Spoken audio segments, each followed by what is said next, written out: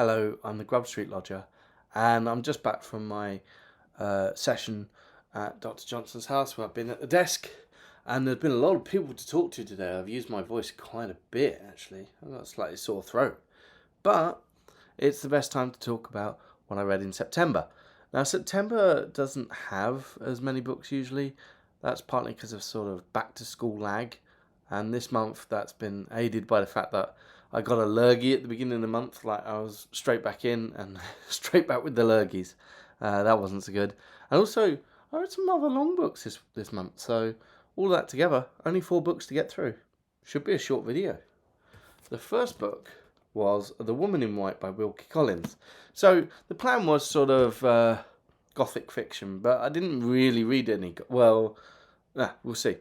Mainly I read sensation fiction, which was sort of what come after Gothic. Now, I'm not an expert in this, but it seems to be that the original Gothic fiction had a supernatural, sort of Castle of Otranto supernatural thing. And then your classic Gothic fiction, like your Anne Radcliffe's, explain the supernatural. This one doesn't even have a supernatural to be explained. Though the titular woman in white does sort of serve as a ghost. She acts like a ghost. She hints at past injustices that need sorting out. She hints at future injustices coming. And at one point she is mistaken for a ghost. I mean, she is a woman in white who drifts around at strange places. I mean, the main character, this is a really striking beginning, is walking home along the Finchley Road in London. And this woman in white comes out. And she's a bit weird. And he gets her into a cab. And you know what? That exact same scenario could happen on Finchley Road right now. 1 o'clock in the morning. I would not be surprised. And it's a brilliant book. I really love The Woman in White. Now, the sort of the key to its brilliance, I think, is Wilkie Collins is a really good ventriloquist. And so the book claims at the beginning that a proper trial takes the application of the oil of gold. You know, you can't get a proper trial for something quite so strange as what happens in this book, because they just don't have the money to make the trial stick. Also, the people that be on trial are sorted out by the end of the book. Spoilers. And so it works as a trial. It calls up different witnesses, essentially. And so there are different sections written by different people. And Wilkie Collins is really, really good at ventriloquizing these characters.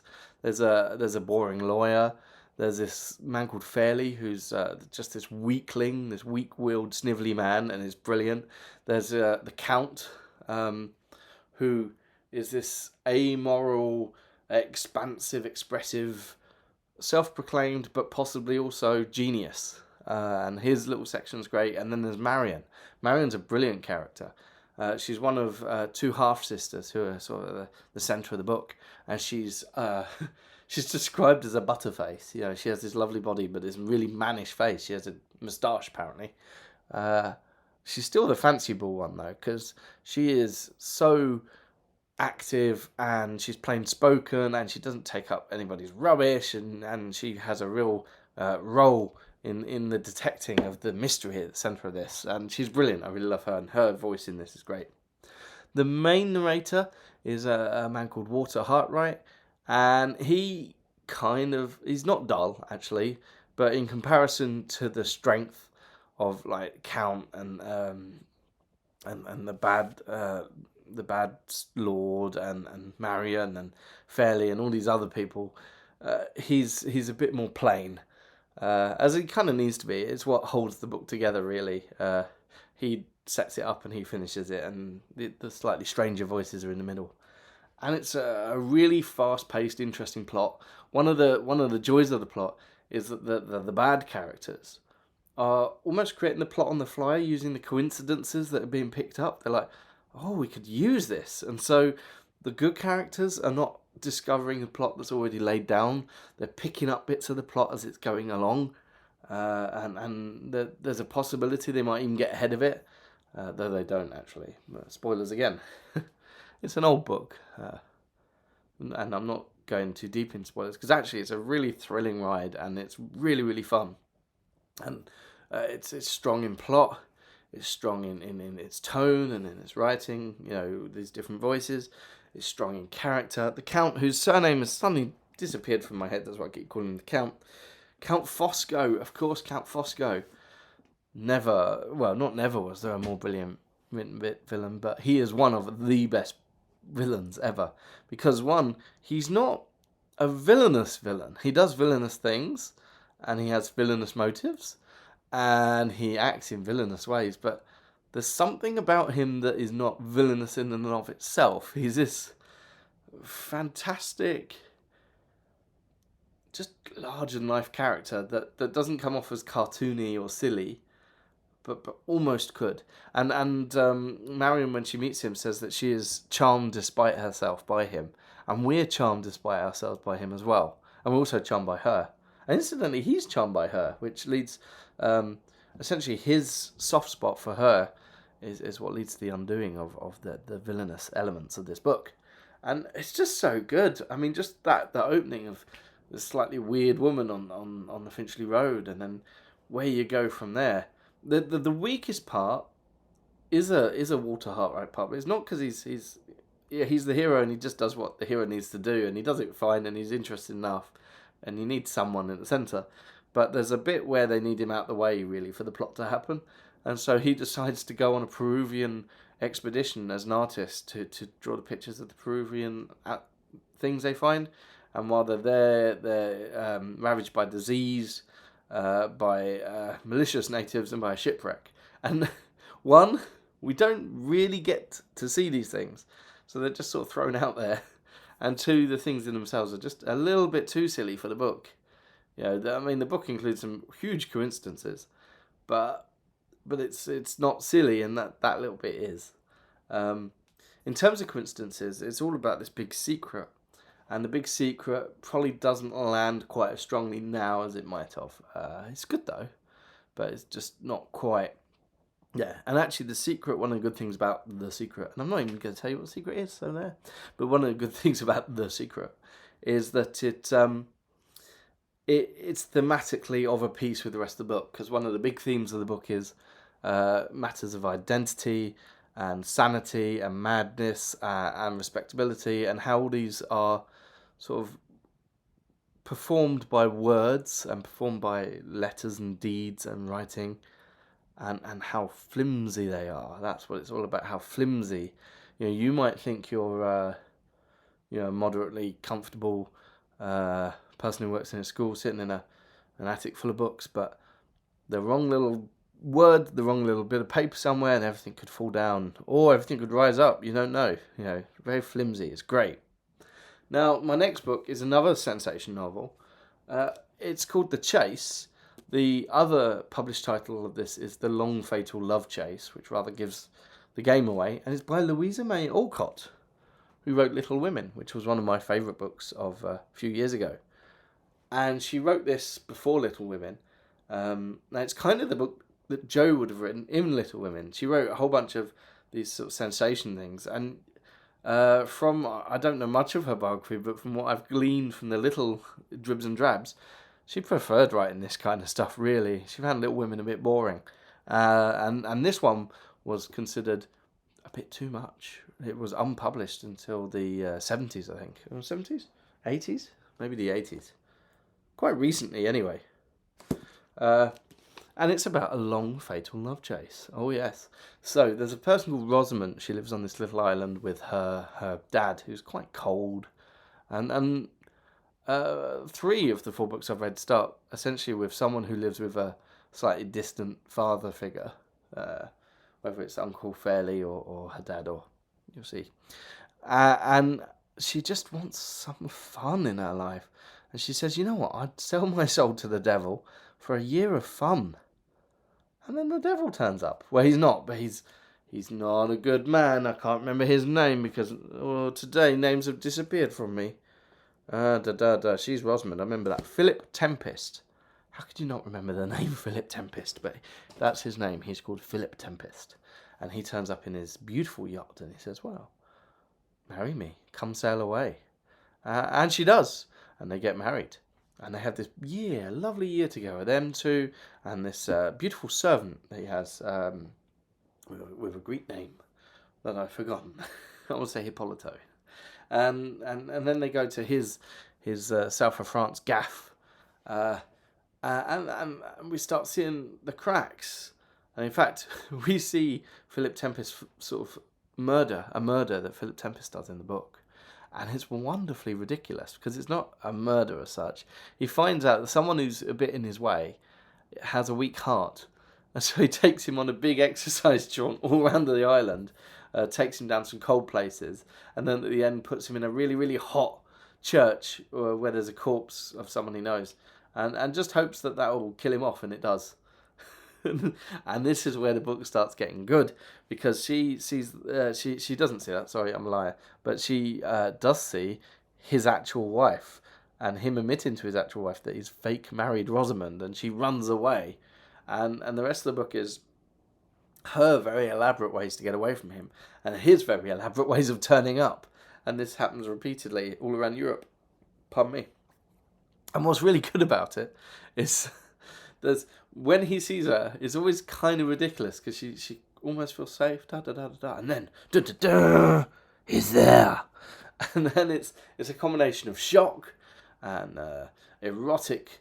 Yeah, oh, he's here, because she still fancies him. So she's like, oh no, you're here, big boy. It's just this. It's ridiculous. And the ways she escapes, like creeping out in a basket, or she finds somebody who's killed themselves and makes her look like her, and things like this. And then the way he turns up, the people he's been bribing and the things he's been doing, and he's just there. It's brilliant. It's so good. It's ridiculous. But it's very, very entertainingly ridiculous. And both these books are brilliant. But Woman in White is sort of a solid...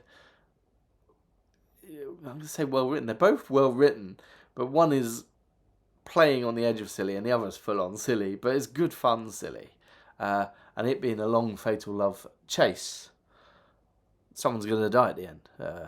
In fact, I mean, it's not really a spoiler so much, because in the third chapter, Tempest talks about a vision that some storyteller, some person has told him.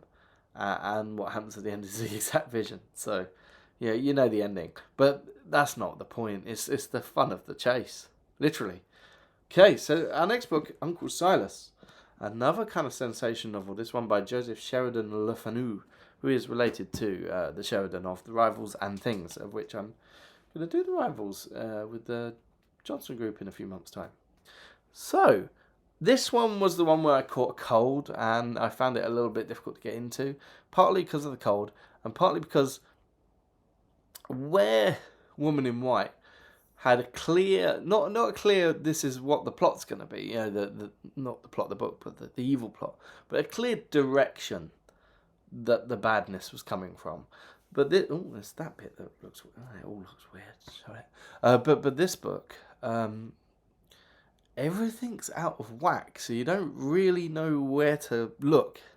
I'm guessing the idea is to create a general sense of paranoia, but for me, in my it was a fevery cold, so in my fevery, achy state, it was kind of like, oh, come on, give me some signs. Where are we going with this? So there's a woman, again, and she's living with her secluded dad. And the dad, she keeps saying that he's a really good guy.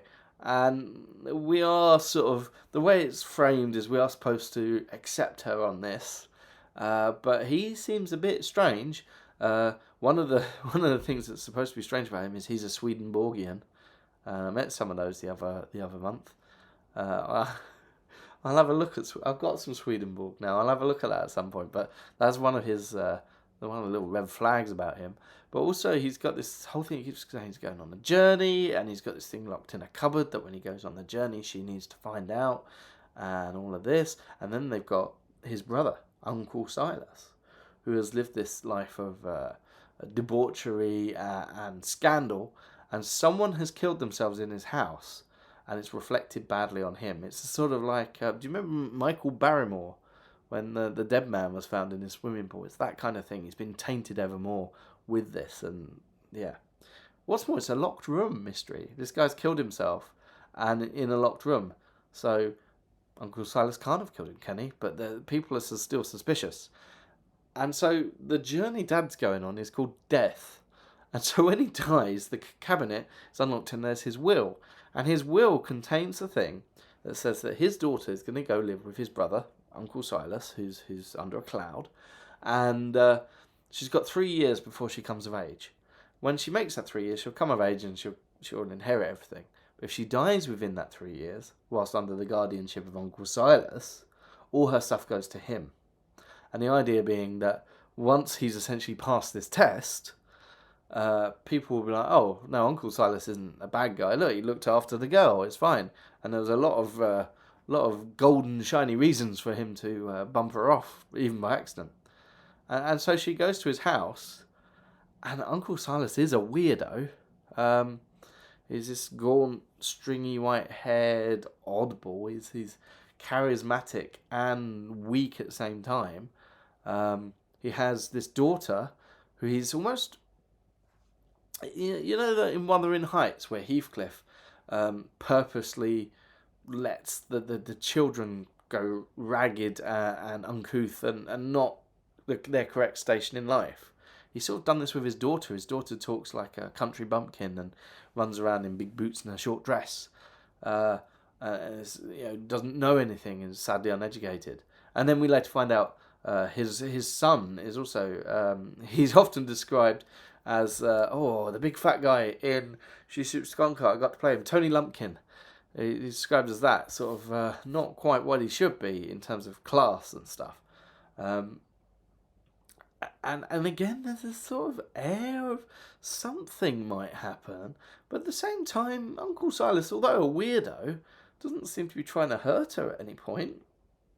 So there's this creeping dread, and then we get the plots that are coming out. He wants her to marry his son at one point, and she won't have it, so darker plots come. Now, there's this character called Madame Rougier, and she's at the beginning, and I think she's the reason I got completely thrown off this book, because she's clearly nasty and horrible. She pretends to be a teacher, but she doesn't really know anything, and she's nice when other people are around, and absolutely nasty when they're not. She actually breaks the main character's little finger at one point early in the book, and she leads her into these dangerous situations where she might get abducted, and we later find out by the son of Uncle Silas, her cousin. Victorians and cousin marriage. So she's bad. And then she's gone. And then she comes back. But when she's back, she's the pawn of Uncle Silas. And we start wondering if she was... Is she bad? I honestly can't work out now. Like, is she... Well, she's not good. But are some of her actions trying to help the main character? I honestly don't know. It got very odd on her, and she threw it off because I thought she was the main source of threat at the beginning, and then she's gone, and then she comes back and it's like, oh no, it's her, but she ends up the ultimate patsy. So that was pretty strange. And then the last book, so the others were sensation novels. This is, I suppose, a granddaddy of the Gothic novel, but it's 100 years too late for the Gothic novel. It's Dracula. I got this very cool looking copy with lots of cool pictures and things in it. Because, I've got it from a charity shop. Dracula as a book is alright. The first half's really interesting, the second half drags a bit. Van Helsing needs to stop talking. But what I found really fascinating about it is the way it took gothic-y things and it flipped some and it overturned some and it changed some. For example, the boring lawyer character, which you've got to have, and the damsel in distress, who gets locked in a castle, which you've got to have, or an old building, are the same character. They're Jonathan Harker. What's more, we start with the person being locked in the castle. That we should be building up to that. No, we start with that. Okay. And he immediately uncovers the basic plot of the bad guy. He discovers who the bad guy is, and it is definitively bad, which was... Like, for a lot of those books, the bad people, yeah, you knew they were bad, but maybe they weren't. But, Dracula is a bad guy, obviously. He discovers the plot of Dracula is to move to London and have an eat-all-you-want buffet. And he discovers he's supernatural, which Gothic books have been avoiding the outright supernatural for years by this point, nearly 100 years almost. So completely flip on its head. And then it starts with this big bang then of this here's this baddie, he's definitely bad, he's violent, he's vicious, he has magic powers and he sucks blood, and he's coming your way.